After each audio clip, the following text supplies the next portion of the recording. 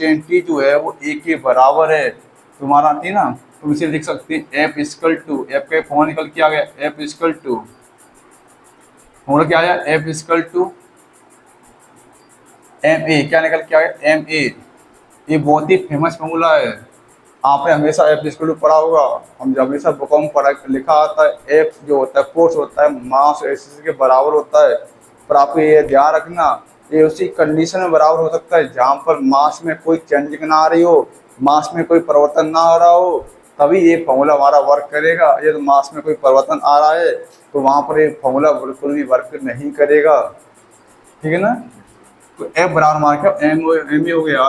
तो एफ का ऐसे ही मात्रा बात करें, तो ऐसी एसआई यूनिट की बात करें तो एफ की जो फोर्स की एसआई यूनिट जो होती है वो न्यूटन होती है। क्या होती है, न्यूटन होती है। तो ठीक है ना, तो एक न्यूटन जो होता है, तो एक न्यूटन जो है वो एक न्यूटन बराबर होता है 1 किलोग्राम मीटर पर सेकंड के बराबर होता है। एक न्यूटन किसके बराबर होता है, 1 किलोग्राम, ठीक है ना, ठीक है। एक न्यूटन किसके बराबर होता है, 1 किलोग्राम मीटर पर सेकंड, सॉरी स्क्वायर लिखा जाएगा यहाँ पर, 1 किलोग्राम मीटर पर सेकंड के बराबर होता है। कैसे पता लगा बेटा, एम का मात्रा क्या होता है किलोग्राम और ए का होता है मीटर परसेंट स्क्वायर, तो लिखे 1 kilogram metre per second square 1 newton के बराबर होता है, ठीक है ना। तो हम वन न्यूटन को हम क्या बोल सकते हैं, 1 न्यूटन बराबर होता है, 1 न्यूटन बराबर होता है 1 किलोग्राम मीटर पर सेकंड स्क्वायर के बराबर होता है।